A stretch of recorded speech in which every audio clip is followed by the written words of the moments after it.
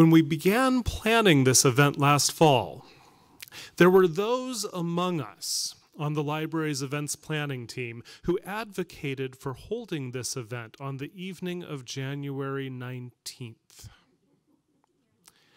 There were those among us who opined that, really, it would make no difference who the prime celebrant of the following day's festivities would wind up being. The landing of the flying saucers in D.C. would be highly apropos regardless. In the event, the flying saucers, or at least our flying saucers, have landed a few weeks after Inauguration Day rather than the night before, and this allows us, I hope, to take a break from our current political obsessions and think about unrelated matters. Or are they as unrelated as we might think? What, after all, have UFOs and flying saucers to do with the distinguished holdings of the Booth Family Center for Special Collections at Georgetown? We are in the process of receiving the donations of two extensive collections of science fiction. One is a group of almost 2,000 first editions donated by retired university librarian Susan K. Martin, who has read every book she donated. And the one she hasn't donated yet, she hasn't donated because she's still reading them.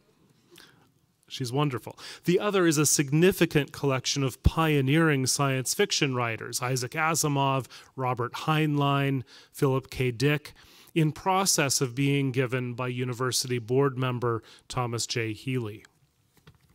We're very grateful to both of them. There is certainly a complementarity there.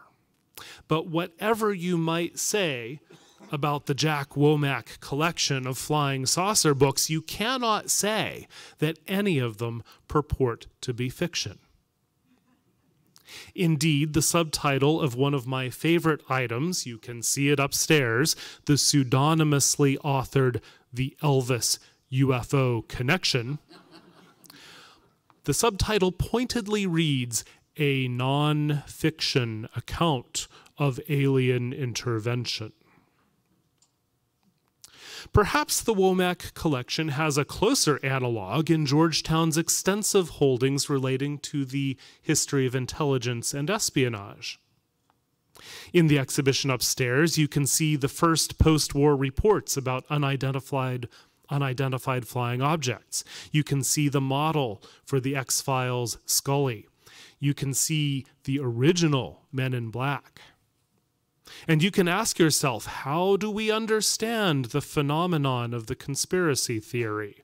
And how do we differentiate between good intel and bad, between propaganda and rumor, and, dare I say these two phrases, between media bias and fake news? Or perhaps these books have just as much to do with Georgetown's extensive holdings relating to the history of the Society of Jesus. One of my favorite books among our science fiction holdings is Mary Doria Russell's The Sparrow, in which a Jesuit linguist participates in a first contact mission to a newly discovered world inhabited, of course, by sentient beings. It's really a theodicy, but we won't go into that. The problem of evil. Like our Jesuit collections, the Womack Flying Saucer collection has as much to do with the nature and structures of belief, the possibilities of a universe far bigger than our forebears ever imagined, the mysteries of space, time, and infinity, as with anything else, forming the basis for a truly, can't resist, out-of-this-world exhibition. The collection was assembled by author Jack Womack and includes books, typescripts, photos, pamphlets, and magazines that detail the flying saucer phenomenon that gripped the United States during the second half of the 20th century. It is a tour de force of collecting, capturing the ephemeral and the fringe and bringing the core of a movement together in a fashion that will support much future study and research and scholarship. In September 2016, Mr. Womack's extensive UFO library was cataloged and published in a book entitled Flying Saucers Are Real. Copies will be available for sale and for signing after the talk and during the reception. Joining us this evening to discuss the collection is Jack Womack himself and Washington Post book critic Michael Dyrda. Mr. Womack has written numerous novels and was the recipient of the Philip K. Dick Award for Distinguished Science Fiction in 1994. Mr. Dyrda scarcely needs an introduction here in his hometown, so I'll leave it at saying he is a Pulitzer Prize-winning columnist and book reviewer for a paper called The Washington Post. Following the discussion, we invite you to view the exhibition on the 5th floor and to join us for a reception. Now, please welcome Jack Womack and Michael Dyrda.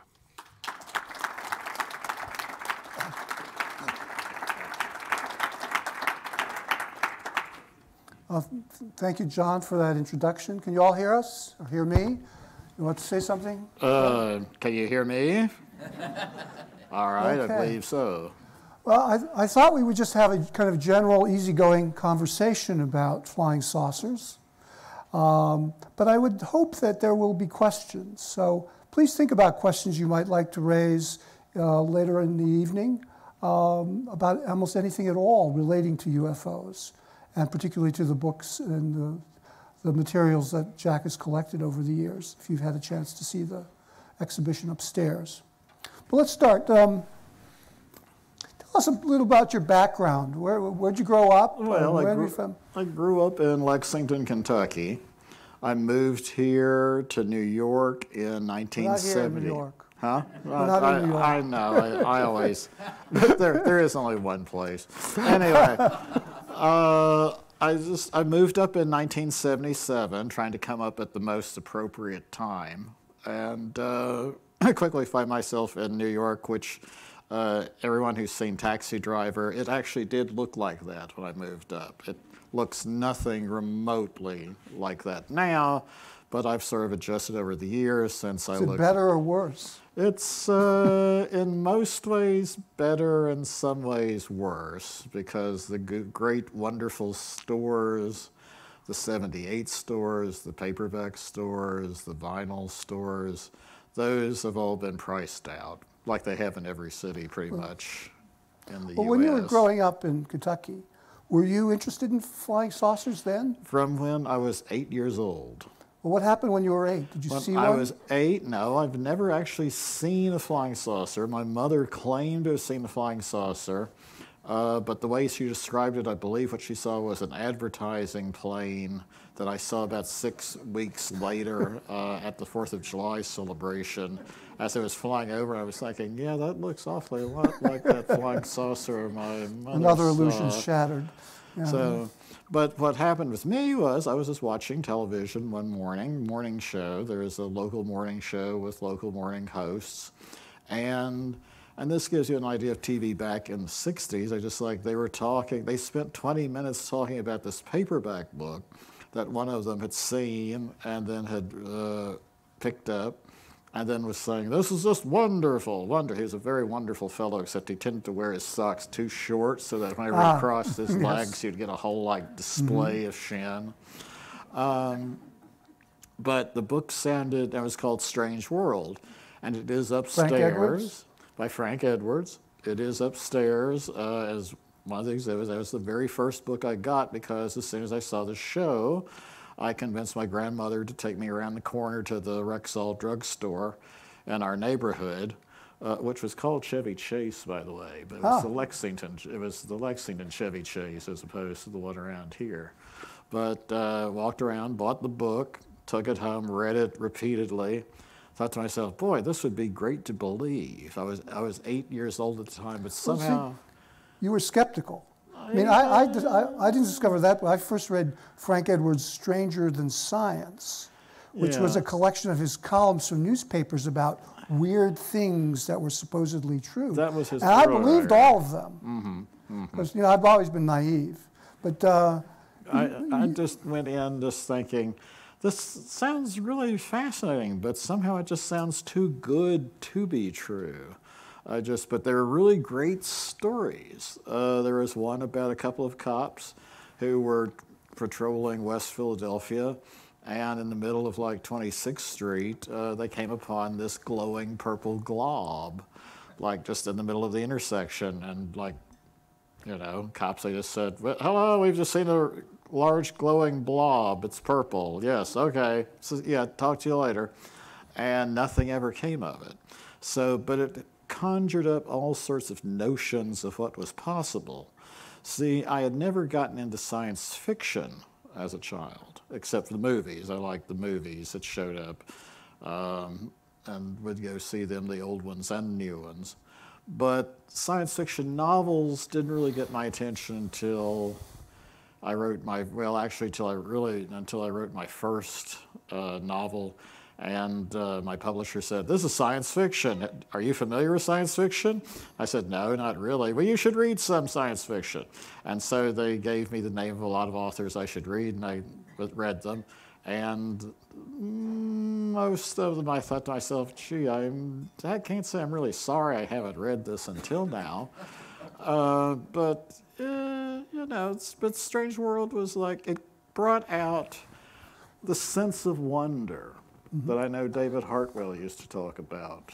Well, all of science fiction always talking about sense of wonder. And it brought out that same thing of just making you think, what if this was true? Did you look for other books about flying saucers? I started looking for other books on flying saucers then, and that's when my collection started. So when you were 8, you were already looking? I was already looking, yeah. Do you remember what you found afterwards? Yeah, the first major score I remember after that was a new used bookstore opened up downtown, and they had 12 of the books that are in the collection 12 upstairs, and they were all like, of course, at the time, I think the most expensive one was $1, and some was. Were they all paperbacks? Or? No, hardcovers. They were the hardcover first editions and such that I got. So I saw, oh, this is wonderful.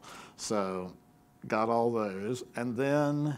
And you read them? And then I read them all. I will say I have read all the flying saucer books in the collection upstairs, except for the ones that are written so obviously by the mentally disturbed that's actually sort of impossible to make sense of what's even being said.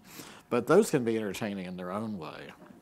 But I started buying used paperbacks. There's a great used bookstore downtown, so I would buy used paperbacks or hardcovers when I would see them. We'd sometimes visit, I was living in Lexington, and sometimes we'd go to Louisville, and then I'd hit the used bookstores up there, which there were a few still really good ones downtown at the time. And over time, the collection just grew. It wasn't until the 90s that I really started being able to find a lot of these books that I'd always heard of. So when you left Lexington and you moved to New York, but how many books in your flying saucer collection did you have? I already had about 100 or so by then. And then started finding more, of course, in New York. And then when I started writing my novels and going on book tours and things, I'd hit a lot more bookstores. And the greatest score I ever had was the first time I ever went to Powell's in Portland. And walked out with like 2 bags, because I basically just cleaned out their entire UFO shelves where obviously it's just like, has no one ever looked at these before? I have a son who lives in Portland, so I visit Powell's a lot, but it's hard to find really bargains anymore, it seems. Even in the occult sections. Yeah, and that was just usually where you find the bargains. Yeah. But no, at the time, it was they were like, $5, $10. I think the most expensive was like $15, but this is in the early 90s. So I brought a lot back and just And I always get questions like, "Are you a dealer?" I said, "No, I wish I was, because I could give you my tax form, but no such luck."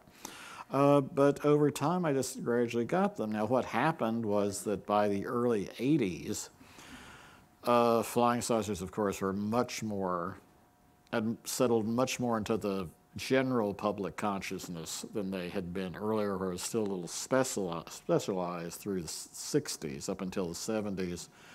Basically, as soon as the government decided there was nothing to investigate about flying saucers, that was when everybody really got into the act. And you started seeing books on the connections between flying saucers and Bigfoot, or the connection between flying saucers and whether or not people live on the moon, or do they live on the moon, or do they live inside the moon? Is the moon actually a big spaceship itself? You'd have all sorts of theories, none of which had ever had any evidence whatsoever to really back them up, but would be entertaining. But what happened in the early 80s was, after the first seriously, when the contactees, there's a distinction between contactees. These are the people in the 50s and 60s generally, who, when they saw flying saucers, and if they saw their occupants, they'd come and they'd talk about mysteries of the universe, which would usually make as much sense as mysteries of the universe being told by someone channeled from Atlantis. There is absolutely, no, things will be very different in the future, would be, things the flying saucer people would tell, and you'd think, well, that's very nice, but I kind of could have guessed that, so I can't say this is a sign of a truly advanced intelligence.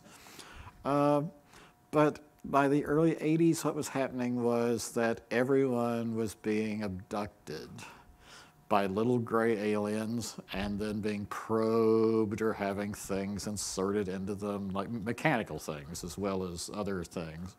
And it just became sort of boring, basically. Well, your collection stops at like about 1970, doesn't it? No, it stops. It went a little later. It goes to like basically... But you don't get into Whitley Strieber and Communion and all that kind of stuff. That was what basically sort of turned me off of it. Let's go back to, how did the flying saucer craze get started in America? What started it? The flying saucer craze in America got started in a wonderful way, and it actually has to do with science fiction.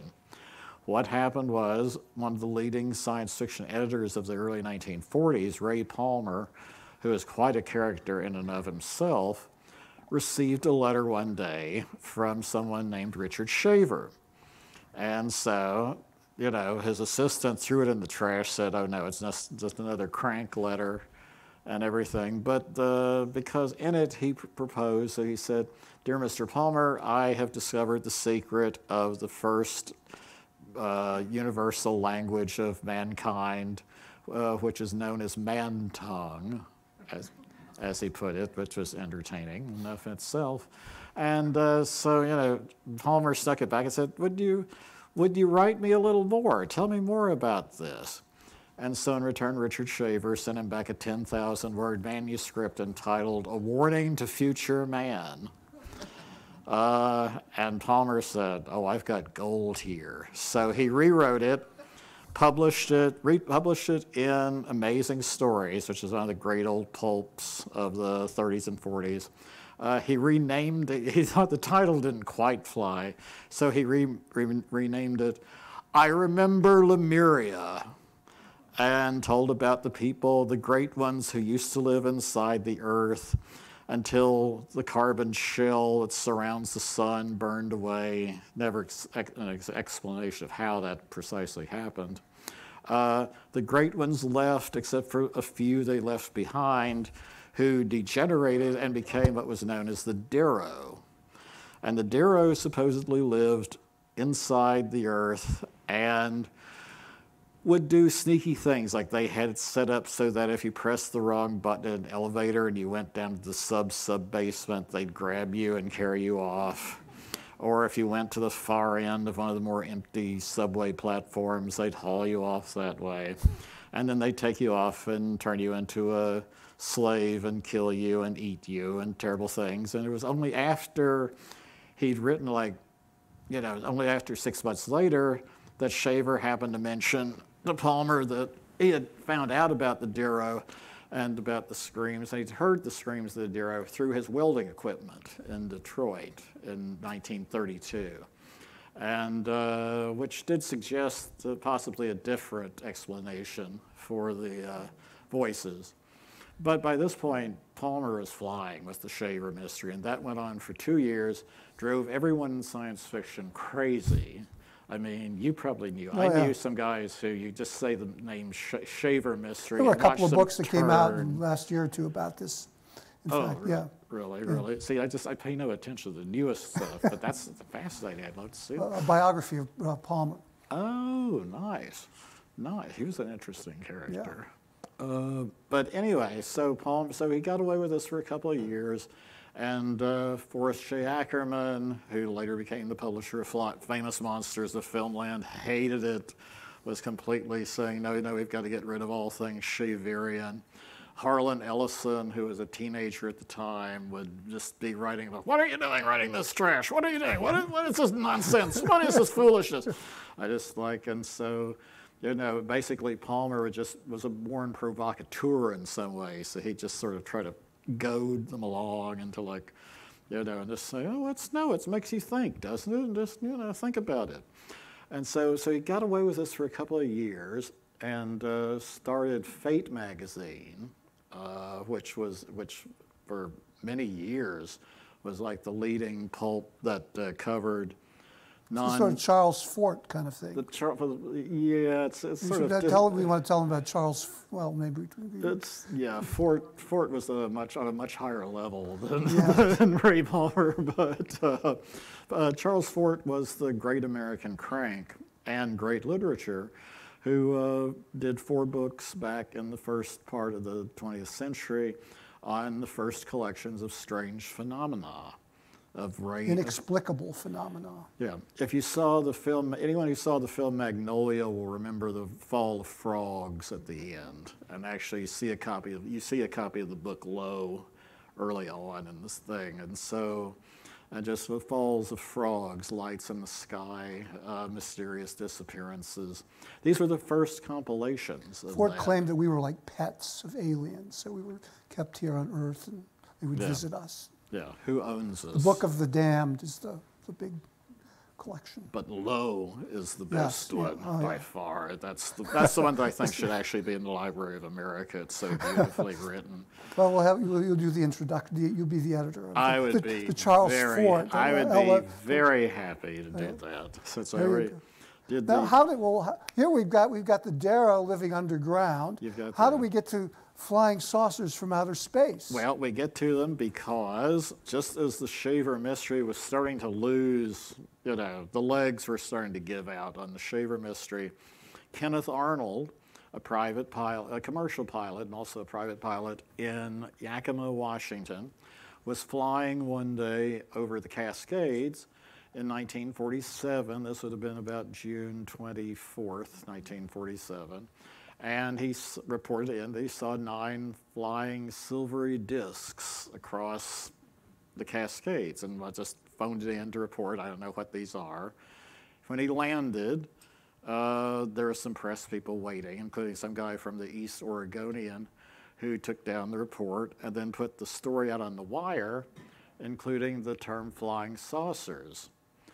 Is this the first use of the term? This is the first use of the term was the day after in a Hearst article. That's where he had used it before they picked it up from him, but that was the first. They were the first people to pick it up.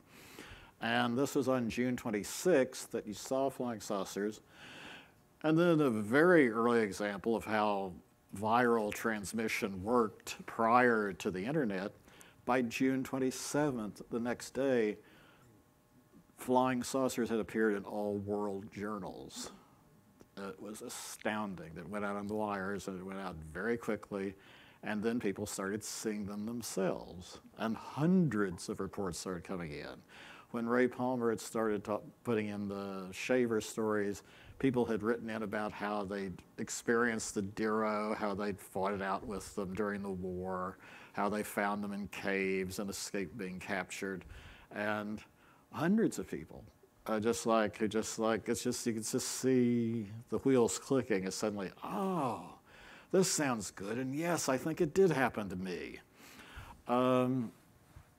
So a couple of days, about a month after this first sighting, which brought worldwide attention to them, Ray Palmer got in touch with Kenneth Arnold and said, listen, there was another flying saucer sighting the day after yours. And it was off Maury Island in Puget Sound. And would you investigate that for me? And so he said, well, okay, all right, sure. So he wrote it out. This was after Palmer had convinced him to write an account of the saucers that he'd seen, which Palmer reprinted and rewrote and then put in Fate under the title, I Did See the Flying Discs. So just to make sure it was very clear and there's no uncertainty about that. Arnold went to Tacoma, met one of the two people who said that this happened. This flying saucer had appeared over Puget Sound, dropped metal slag over their boat, where it scared the crew and killed the dog and hurt his son, and then flew off. And he had some slag. His boss, there was this guy and then his boss who kept some of the saucer metal, as he called it, and he'd be very interested in getting together and showing him some of the saucer metal and taking it further. Now, a little later that same day, said the fellow, Chris said, Dahl, said Dahl. There was Dahl and Chrisman was his boss. Dahl said he was walking down the streets of Tacoma when suddenly a brand new 1947 Buick pulled up alongside him and a man said, you'd better get in, we need to talk to you. So he got in. They went to the local coffee shop or diner or whatever, and the guy proceeded to say, I know everything that happened to you yesterday, and I can tell you, you'd better not tell anyone else. And he recounted exactly what had happened. He was in a black suit. And he was wearing a black suit. The first man in black showed up with the very first flying saucer on the ground incident, as it were, using basically the same stories, because then what Dahl did was take him over to Chrisman's secretary's house, who supposedly was keeping track of the saucer metal, though she couldn't find it right there immediately, though did find a little piece of iron that sort of looked like it could have been from it, said, oh, here you go, this is an example, but Chrisman has much more. As Arnold was leaving, he happened to notice that the secretary seemed to be using a piece of saucer metal as an ashtray. So he was starting to reconsider exactly what was happening. There were a couple of Army Air Force fellows in town who were debriefing Arnold on his sighting. And so they wanted to come along when he said, all right, I'm going to talk to Chrisman. He says he's promised to bring over the saucer metal, tell us all about the story. They met like at 9 o'clock at night because he wasn't available otherwise. Chrisman came over, told exactly the same story that he'd heard already with nothing new. And then around midnight, they said, didn't you have some saucer metal you were going to bring? Oh, I knew there was something I forgot. And sure enough, he said, let me go back home and look for it. Well, the Army Air Force guys just said, oh, the hell with this. And so they left, flew back. The next morning, their plane, as it's flying back to Washington, crashes, and they're both killed. Arnold, at this point, really is not liking any of this. They go by to see the secretary's house, and the secretary's house... Wasn't there suspicion there was sabotage on the place? Sabotage was hinted in the local papers, though sabotage by whom was never inferred, suggested, implied. It was just sabotage, hinted at. So they go back, and the secretary's house is now abandoned. Chrisman has decided to take off and go to Alaska for a few months just for the heck of it, leaving. Just says, oh, well, I'll be here if you need me. And just taking off. Arnold had had quite enough. So he calls Palmer in New York and says, look, this is ridiculous. This is bizarre. I just can't deal with it. Take me off. Now, at that point, Arnold found out that the person from whom Palmer had originally gotten the story was, in fact, Crisman, who had 3 years earlier written a letter in to Amazing Stories talking about the firefight he'd had with Darrow in the caves of Burma in 1944. So at this point, Arnold's just saying, oh, please, just, you know. So Arnold had become skeptical of all this? He was very skeptical. He still wrote several. He wrote a pamphlet. He wrote a book. Or actually, Arnold wrote those. Palmer is believed to have actually done the writing. Well, what did Arnold think of what he'd seen at this point? Did he think he had hallucinated it? I don't know what, in fact, he thought he'd seen. I've never actually seen a reference. He just said, basically, he said, I don't know what I saw, but this is what I saw. And from this, everything's... From this, you had many more. Just one last note regarding Crisman. Just to show you how things work in this field. 20 years later, Crisman was put down as the first witness that Jim Garrison wanted to call for his own Kennedy assassination trial, since Crisman had been the first person that Clay Shaw had phoned after the assassination. And though he was never brought to stand, there are still people, you know, there are theories proposed on this for many years, and people who still haunt Dealey Plaza, you know, always thought, well, Crisman must have been like on the grassy knoll, or he must have been on the viaduct. So is this implying that aliens had something to do with the Kennedy assassination? This was all these by the 60s, all the conspiracies were beginning to take shape as one gigantic, all-encompassing theory that, oh, well, that must be because the saucer people, or that must be because of the government, because the government, suspicion of the government had begun very early on with this, because the government didn't know what they were themselves and were trying to figure it out, or they had their own secret projects going on. They didn't want anyone to know. And it's only now that a lot of these papers are actually being declassified, so you can even tell what they were thinking about it at the time. But they just... Well, yes. You know, given this is called Flying Saucers over D.C., there was a very famous sighting over D.C., which I looked up. 1952. 1952. And I'll read you Wikipedia, just the beginning of their account, to give you a sense of what was going on. At 11:40 p.m. on Saturday, July 19, 1952, Edward Nugent, an air traffic controller at Washington National Airport, spotted 7 objects on his radar. The objects were located 15 miles south-southwest of the city. No known aircraft were in the area, and the objects were not following any established flight paths. Nugent's superior, Harry Barnes, a senior air traffic controller at the airport, watched the objects on Nugent's radar scope. He later wrote, "We knew immediately that a very strange situation existed.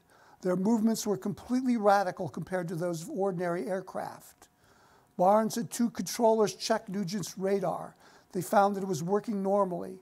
Barnes then called National Airport's radar-equipped control tower. The controllers there, Howard Coughlin and Joe Zacco, both said that they had seen a bright light hovering in the sky. It took off, zooming away at incredible speed. At this point, other objects appeared in all sectors of the radar scope when they moved over the White House in the United States Capitol." I'll stop there. It goes on. And then the following few days later, they see more. Various explanations were given. The most popular one being a heat inversion or temperature? Heat inversion, radar angels, phenomena, weather phenomena were usually ascribed to having caused the sightings, the radar sightings. Now, the government obviously was aware of this UFO phenomenon. How did they respond to it? You had Project Blue Book and things like that. Project Blue Book, they did investigate for a little while, or gave every indication of investigating. To what degree they really investigated, as opposed to just basically trying to figure out new ways to just cover it up, is still a question, because as more papers from the period are declassified, the more puzzling it gets, because you become aware that the government was actually really as baffled by some of the things as anyone seeing them were. And others they suspiciously say absolutely nothing about, and those are the ones you suspect probably there is some reality in the background, but they weren't going to say. But what it did was cause people to believe more and more that the government was lying. And this is like where some of the very first anti-government conspiracies come up, to only develop to fruition later in the 80s, 90s, and since then.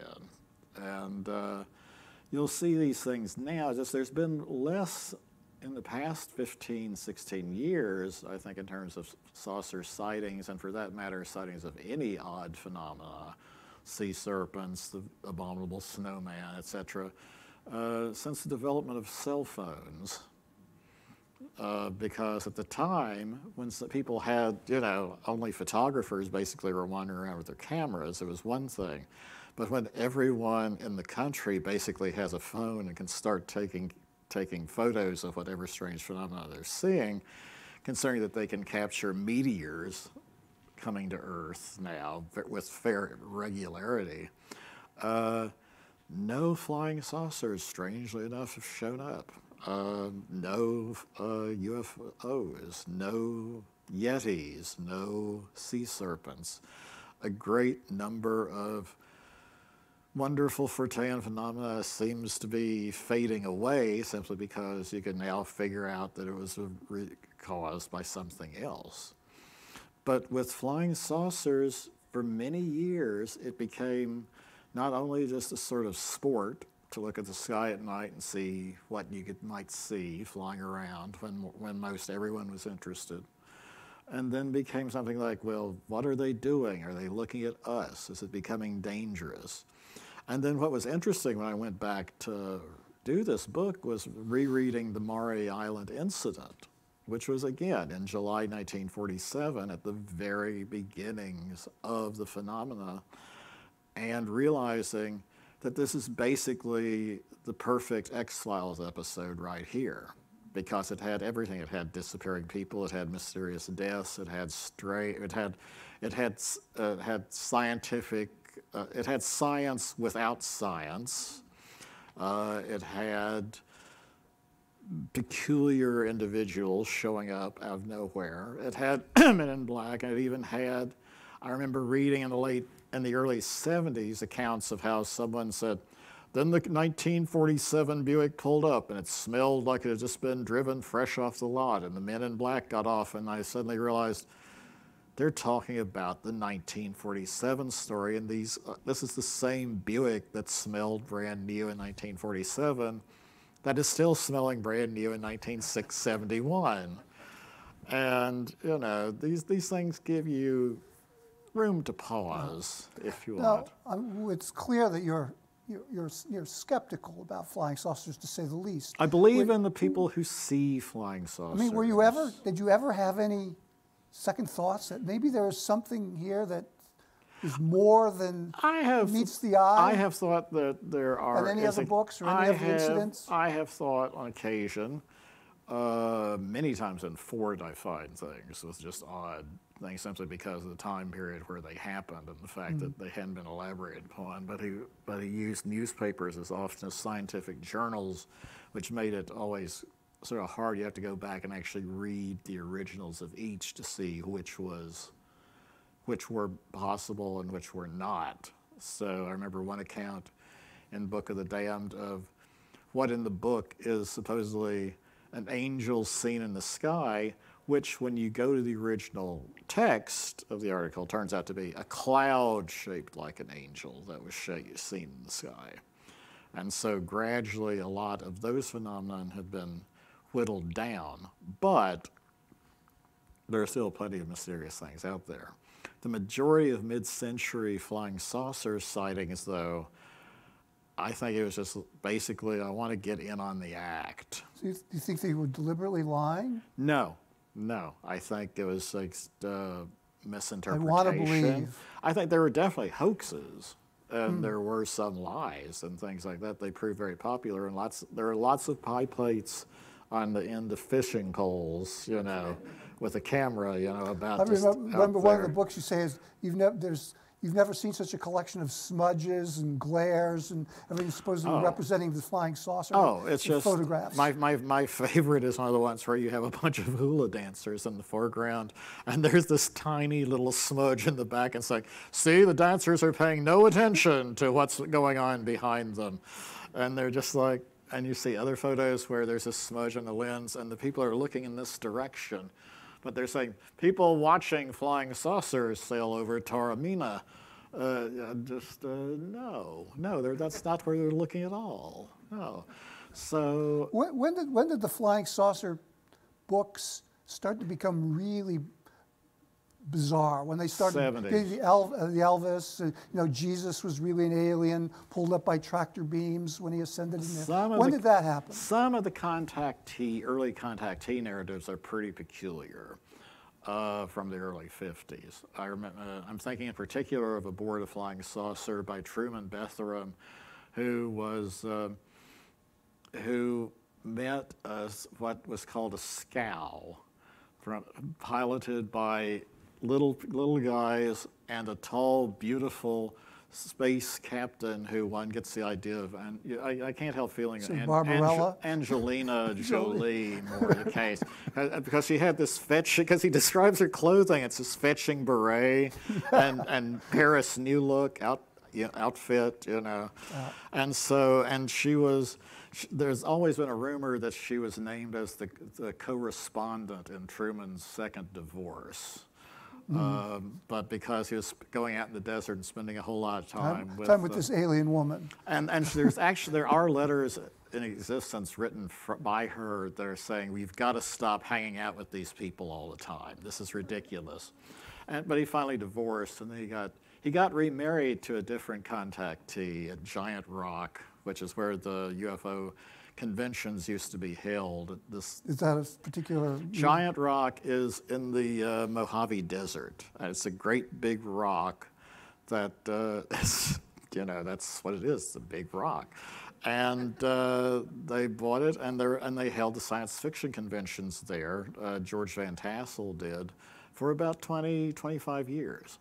And you would get like up to 10,000 people showing up for them in the middle of the desert to sell books, describe their experiences, which are always, at this point, no probes were involved. It was always just like, come here and let me tell you about Atlantis. And, you know, then and most of these books have a heavy snooze factor in places. Some are just absolutely wonderful. The one over there, I'll note, Flying Saucers on the Moon, whose cover looks like it was done by the editor's 8-year-old son. He was a wonderful writer. He was a British journalist who just went totally, he just went way out there. And his books are filled with some of the loopiest things you can imagine. All written in English, so he does like exclamation points a whole lot. And slipping into foreign languages without translation, especially when he's investigating lost cities of the Incas in Peru.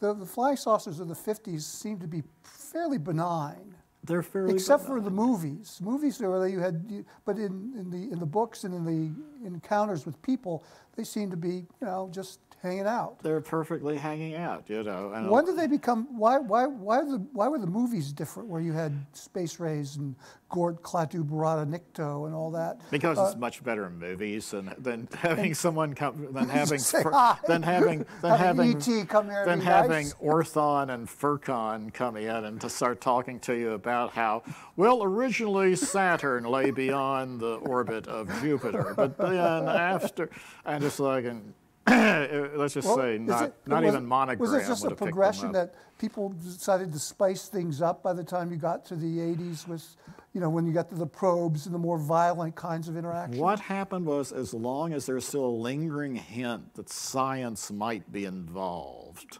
up until the release of the scientific study on flying saucers that the government did, which took 18 months to say, no, we see absolutely no reason why we should keep studying these things. At which point, you know, the only people who were still interested were the people who would tend to believe things more easily. And that's when the demographic began to split up, and you got cattle mutilations, you got Bigfoot working for the flying saucer people by catching rabbits for them. You have the spaceship moon, you have like ancient astronauts, you have von Däniken, and all those coming in. And then by the end of the 70s, then you've got Whitley Strieber coming in claiming, you know, he was the alien, the standard alien abduction where you're half asleep, you're carried away, you're hypnotized, you're probed, you're taken back, no advantage is gained at all to anyone, as near as can be told. And at that point, the stories just started to become more, not as pleasant. They just weren't, the little gray aliens just were not, they had nothing to recommend themselves. They had no advice from Atlantis.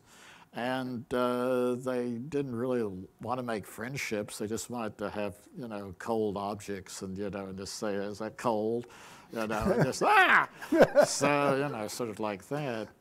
But, and then by the 90s, you started getting more, let's just say, some more distasteful things going on as the conspiratologists really got into the act.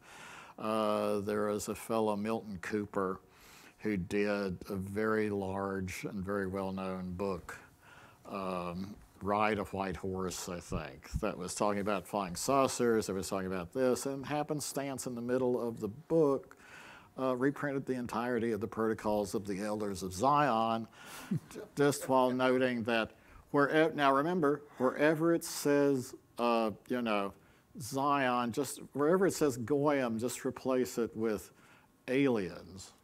And then, just nonsense. I think he was later, I can't remember if he was one of the ones who was killed in a shootout with police later on or not. I know the fellow who used to own Giant Rock was, but that was before because it was believed he was an ex-Nazi, or a Nazi at the time, and the police attacked him and accidentally blew up his stash of dynamite. So one has no idea.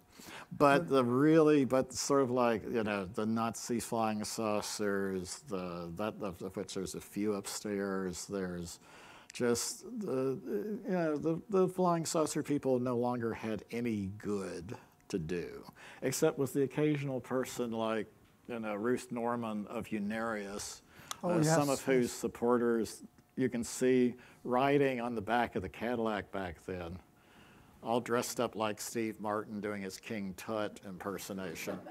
But obviously, it's like, you know, there was still an element of fun with some groups. But wasn't it thought to be some, you know, in retrospect, similar to like Invasion of the Body Snatchers, that these were communist menace, or I mean, the kind of the paranoia of the 50s. The communist menace and paranoia underlay all the beginnings, but what was so bizarre, it didn't manifest itself within a John Birch-like mode until, except along the religious, you know.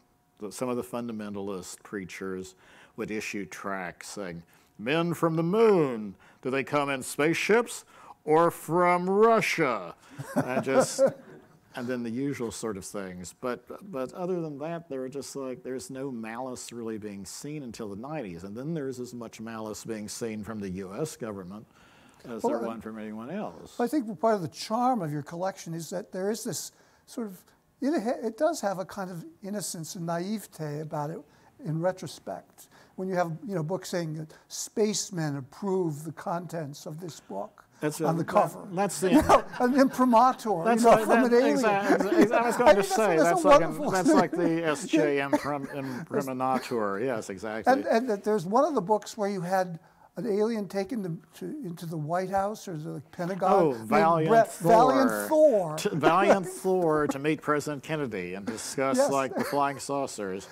And Valiant Thor is like Achilles, or he's a good-looking guy. Oh, well, he's got like this '50s pompadour. He looks like he might have been one of the. He looks like he might have sung with Dion back then. But you also get that sort of thing. Like over here, the combination of Bigfoot and Donald Duck.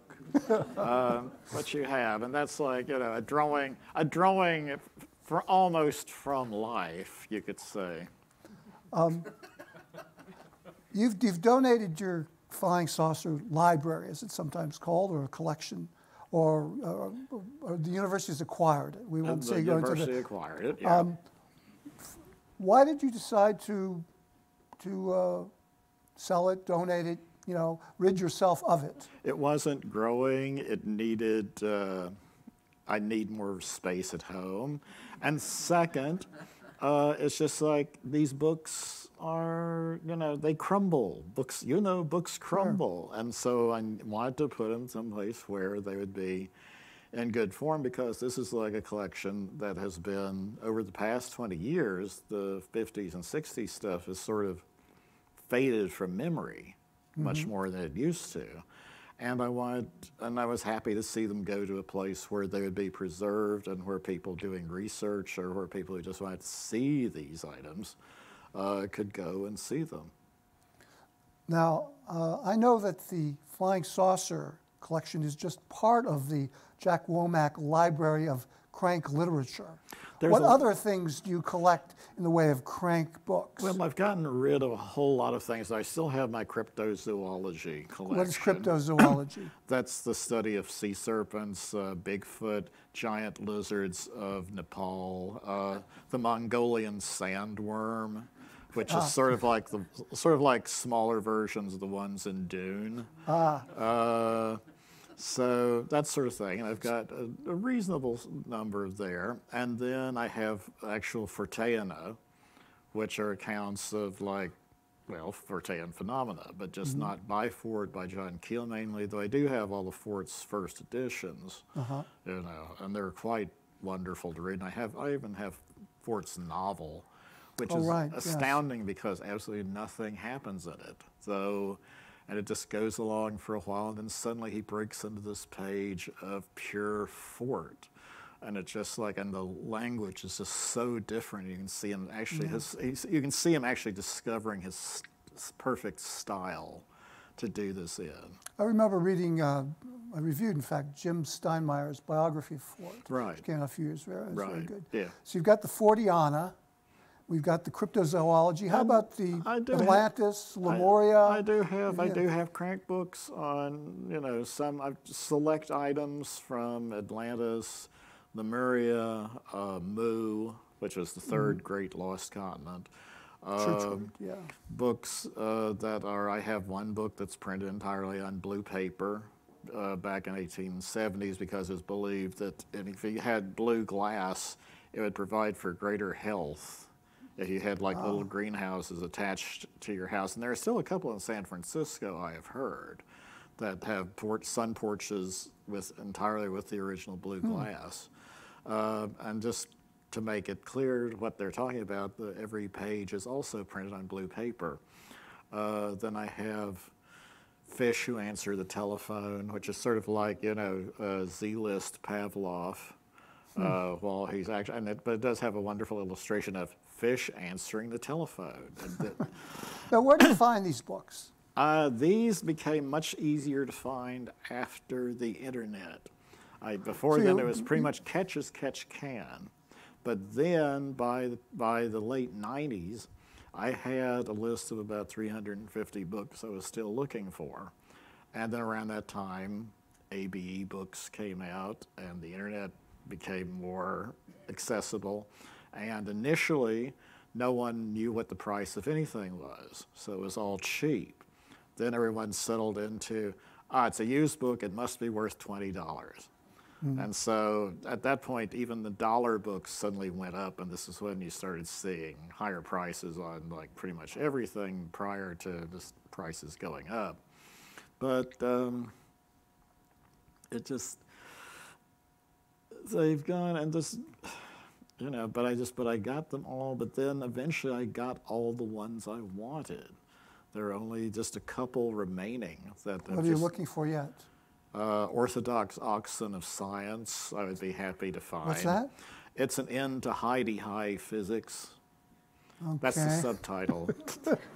and it's essentially one of these where I have a 2-volume set called Ellen, which is Ellen is a little girl who's 12 years old who goes and has long discussions with a pine tree in the Vermont forest. Oh, this is a famous book. Yes. If you go to Middlebury's, the Breadloaf School of English, they read from it every year. Do they? It's sort of their classic text. Even the mathematical parts, because enormous parts of the book are devoted to squaring the circle, as you would hope.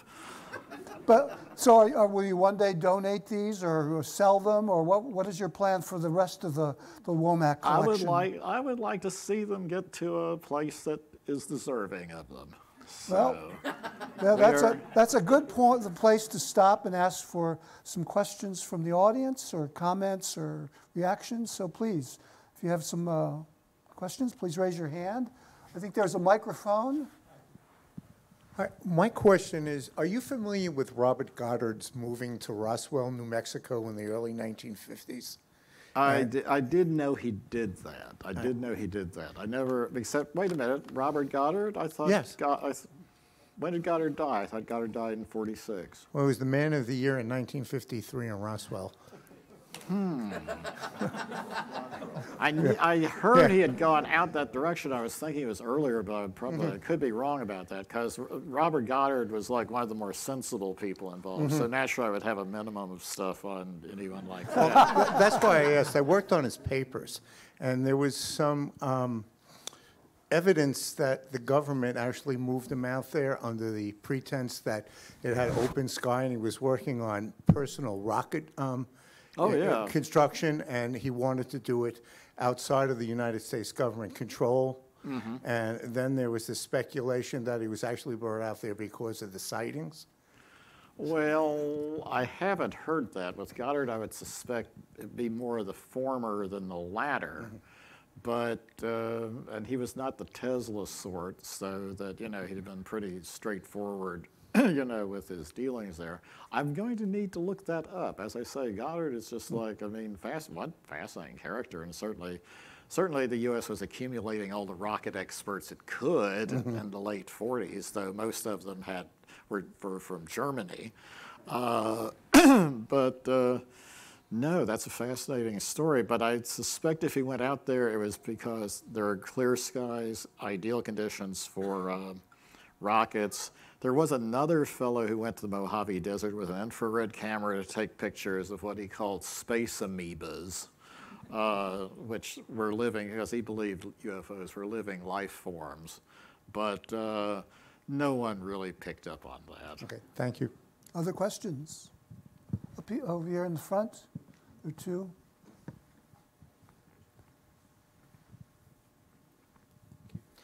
Jack, I've read the catalog. It's fabulous. A really wonderful wonderful book. One thing I didn't notice, though, much of, and maybe it's a later phenomenon, but sort of the religious aspect, the UFO cult, the Heaven's Gate. I know Gordon Melton, in one of his encyclopedias of American religion, there are dozens of UFO cults listed, and I don't think that sort of enters into your collection. The Unarius people do. I've got one of his bibliographies. No, it's George Edwards. His 2-volume bibliography on UFOs is in the collection. There's a lot of individual volumes. The individual a lot of those places didn't do books, or they did tracts, and that was the main reason why there's less. Anytime I'd see something like, from the publisher of I Was a Cannibal, Men on the Moon, who put them there? I would pick it up, of course, but that's just happenstance. And the Heaven's Gate, of course, I have the original book on when they first showed up as Bo and Peep back in the Pacific Northwest in the late 70s.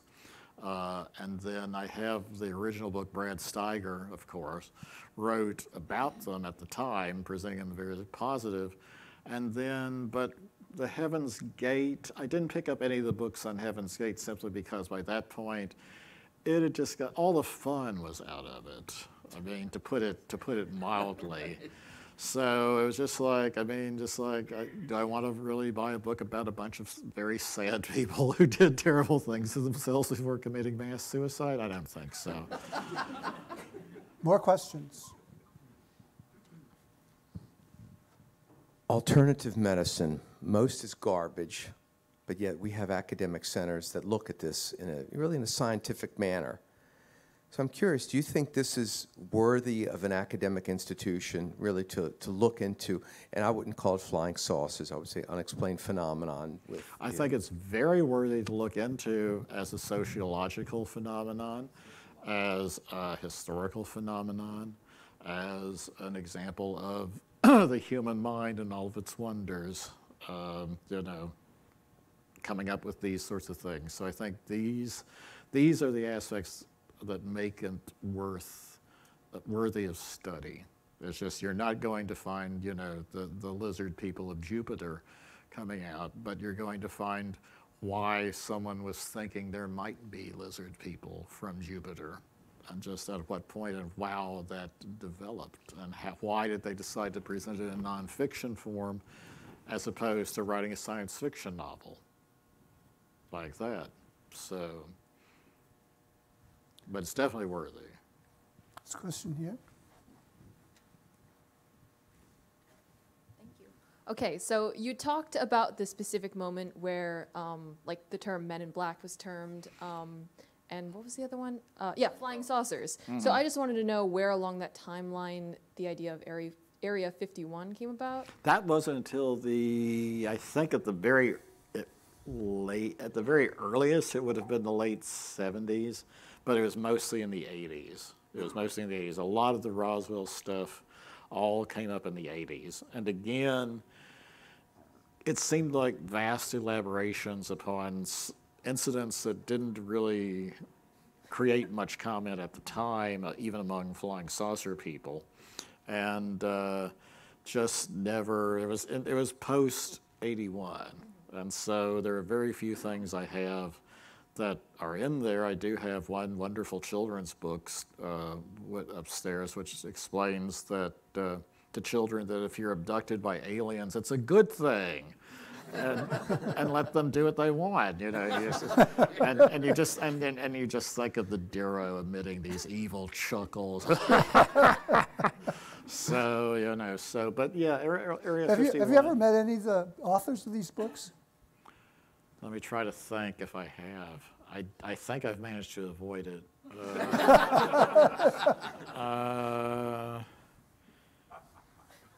Yes, there are a couple of people around, I'm told now, who don't like this book very much because I don't take things seriously enough.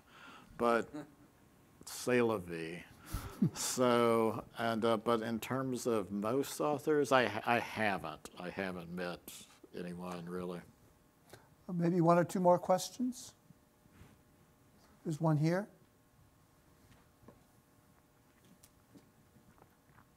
To what extent do you think the impulse behind flying saucer books, mythology, etc., is owed to the atmosphere of secrecy under which World War II was prosecuted? That's part of it, and then that was definitely part of it, because everyone was used to there being secrets, and this happening right so soon after the atomic bomb as well. Of course, the atomic bomb was often used by flying saucer people to explain, for explanations, saying that, Well, flying saucers are always around, but you didn't see them until there was enough A-bomb radiation in the air to make them visible. That was one theory. But that does lead naturally into, there was an area of secrecy. So they're used to it. Just that the thing is that the secrecy had not yet taken on that evil aspect that it has since. So, but at the time it was just like, oh, it's secret. They're not telling us anything about it because, they don't, because it's like, those A-bombs. They don't want, they didn't talk about those either. And so, and I think that's a very good point in terms of just prepping people for getting them ready for like mysterious things out there that the government might be doing. It's just as usual with everything, some people took it a little too far. We didn't talk any about movies, but do you know what was the first movie to have feature flying saucers? Oh, that would have been, I think, a movie called The Flying Saucer. Called The Flying Saucer? The Flying Saucer. It's extremely dull. And it's, I believe it's 1950. I think I'd have to double check that because movies, I'm not so up on facts off the top as I am with the rest. But it was just called The Flying Saucer, and that was followed quickly by Rocket Ship KM, Destination Moon, and then those all proved fairly boring, so that's when movie folks came up with the idea of, oh, they must be evil aliens. And then you started getting the great classics, coming right down to Invasion of the Body Snatchers, which I think is probably the best example. I really like This Island Earth, where they were actually benevolent. They were benevolent. They were benevolent. Yeah, but the other Body Snatchers is telling because it comes out of that communist fear, that conspiracy, along with you can't trust anyone who's around you. And notice that's the one they've done 3 different versions of since the 50s. Is there a last question? I think, Bob, you had a question? Talk about the connection between the Darrow and the Tholians. The which? The Scientology. The Scientologists believe that the Earth is hollow and there are creatures that live in it, etc. I mean, that was L. Ron's picking up science fictional concepts and using them for his own purposes in Scientology. The Hollow Earth goes back to the 19th century. Oh, way to back. a book called Simsonia. Yeah. And even before that. And Voyage to the Center of the Earth. That's after Simsonia. Yeah. Is it? Okay. Yeah. Simsonia was like 18, well, like Sims was in 1830 or something like that. 1820, yeah, because Something there's early. a monument. Then his son wrote the book. Adam Seaborn, Yeah, and there are a lot of Hollow Earth it's a wonderful theme. theories. Well, thank you all for coming. Be sure to see the exhibition upstairs. We have beverages and snacks, and John is going to close the program. And a closing remark.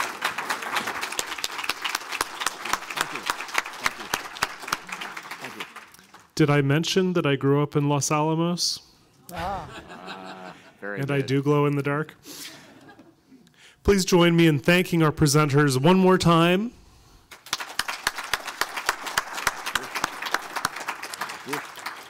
I would also like to take a moment to thank our partners at Boo Hooray and Anthology Editions in New York, who assisted with this exhibition and event, most especially Johan Kugelberg, unfortunately unable to join us this evening on account of illness, for his efforts to find, preserve, and place counterculture and popular culture collections such as this one.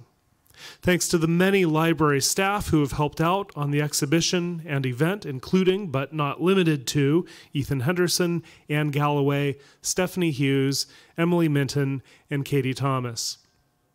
I'd like to recognize and thank the members of the Library Associates in the audience. The Library Associates are our closest group of friends, providing vital support for all of the library's goals. If you enjoyed this evening, we hope you'll also consider getting involved with the library or even making a donation. We not only provide academic resources and spaces to the entire university community, but we also actively contribute to the life of the mind through lectures and programs and exhibitions like this one. Funds raised help us enhance these services and support Georgetown students, faculty, alumni, and neighbors. Finally, thank you once again to Jack Womack for entrusting his wonderful collection to us and for sharing his thoughts about it. After the exhibition closes at the end of May, the books will all be cataloged, and within a few months' time, they will be available for consultation and research upstairs in special collections, and perhaps you could be listed in a future edition of the 1978 book, now on display, A Survey of Ufologists and Their Use of the Library. And thank you also to Michael Dyrda for such a wonderful conversation, and thank you all for coming. Please join us now for the reception, and please don't miss this opportunity to view the exhibition upstairs on the 5th floor and decide for yourselves if flying saucers are real.